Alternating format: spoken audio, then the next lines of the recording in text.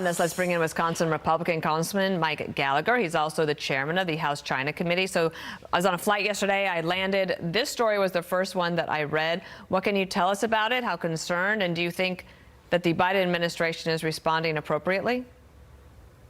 Well, we should be very concerned. The key challenge for the U.S. intelligence community when it comes to confronting Chinese espionage is just the sheer numbers involved, the amount of people that China is willing to throw at the problem, the amount of people beyond actual MSS, that's China's lead spy agency, operatives, the way in which they co-opt normal citizens. And Representative Waltz is right.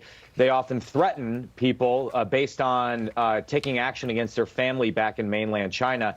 In that respect, they operate very much like a mafia organization. And this, of course, comes after all the reports we've had of Chinese purchases of land near military bases, something we can and must prohibit in the 118th Congress. Finally, I think we need to ask ourselves why they would do this. Beyond just collecting information that might be useful, why would they want land near military bases or want to know more about them? In my opinion, they would attempt to impede our ability to surge men and weapons and systems to the Pacific in the event we found ourselves in a conflict with China over Taiwan. It would quickly not be contained just to the Taiwan Strait crisis. It would affect the American homeland. All the more reason why we need to do everything in our power to prevent it and push back. Okay, two more topics for you. A big summit meeting in India coming up over the weekend.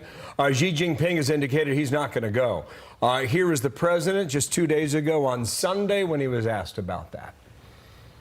Disappointed that President Xi is not going to the G20. How do you explain that? I am disappointed, but I'm going to get to see him. Yes, two questions for you, Congressman. When does the U.S. president meet with the Chinese leader? And what does the Chinese leader's absence say, either about U.S. relations or maybe more to the point, Indian relations? Well, yes, the G20 is in New Delhi, and I suspect part of this is Xi Jinping sticking it to the Indians. Remember, in 2014, Xi went to Delhi at the same time Chinese soldiers were launching incursions into Indian territory. This is how they operate. Given that Modi just made concessions to Xi at the BRICS summit, the lesson is that we should never give in to the CCP because you just make them more aggressive. For Biden, Biden wants to meet with Xi Jinping at the APEC summit in San Francisco in November. In my opinion, that would be a bad idea. We've now had 4 cabinet-level visits from Biden administration officials to China, and we have absolutely nothing to show for it. In fact, after all these visits, the head of the Chinese spy agency just issued a statement saying that if America wants Xi to come to San Francisco, we need to behave better. We need to show sufficient sincerity, that China will never relax its vigilance because of a few beautiful words from the United States.